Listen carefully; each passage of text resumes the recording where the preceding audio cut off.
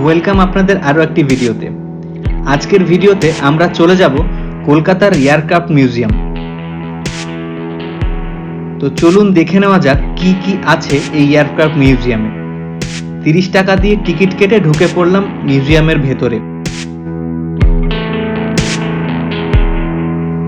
মিউজিয়ামটির চারপাশ বেশ সুন্দর ফুলের গাছ দিয়ে সাজানো রয়েছে,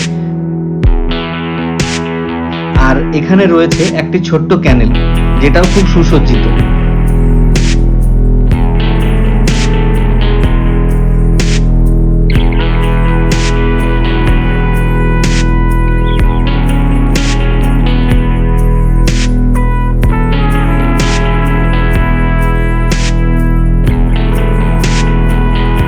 ঢুকেই চোখে পড়ল সেই ঐতিহ্যবাহী যুদ্ধ বিমান টোপোলেভ টু 142M।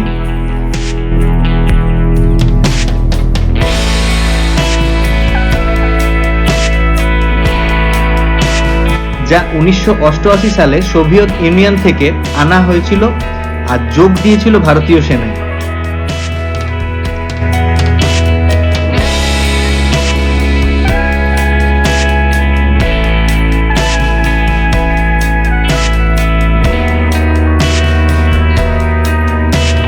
এই যুদ্ধ বিমানটির ফ্লাই টাইম ছিল 16 ঘন্টা, আর এর সর্বোচ্চ গতিবেগ ছিল 925 কিলোমিটার পার আওয়ার।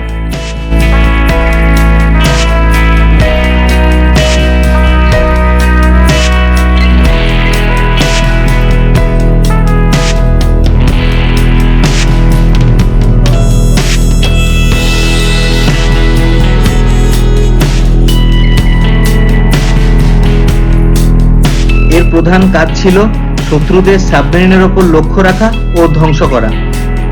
ওই জন্য একে বলা হতো সাবমেরিন কিলার।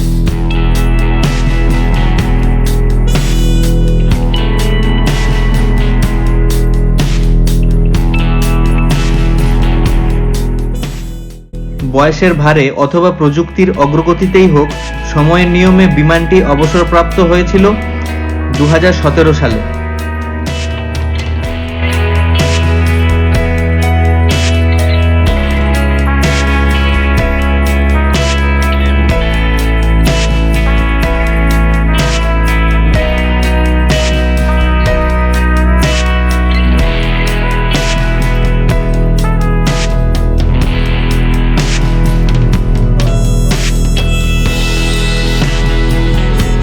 মোট 29 বছরের কর্মজীবনে বিমানটি 3টি বড় সামরিক অভিযানের সাক্ষী থেকেছে। তাদের মধ্যে ক্যাকটাস, কার্গিল আর পরাক্রম।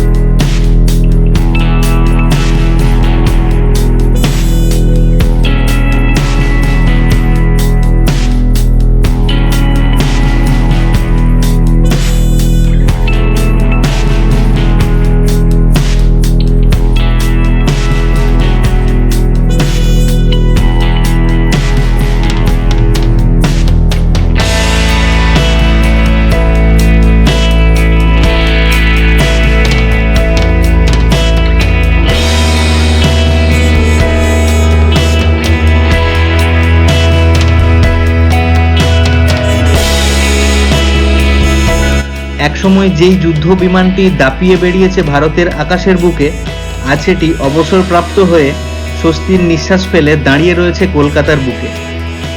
ভিডিওটি যদি ভালো লেগে থাকে তাহলে লাইক, শেয়ার ও সাবস্ক্রাইব করবেন। দেখা হচ্ছে পরের ভিডিওতে।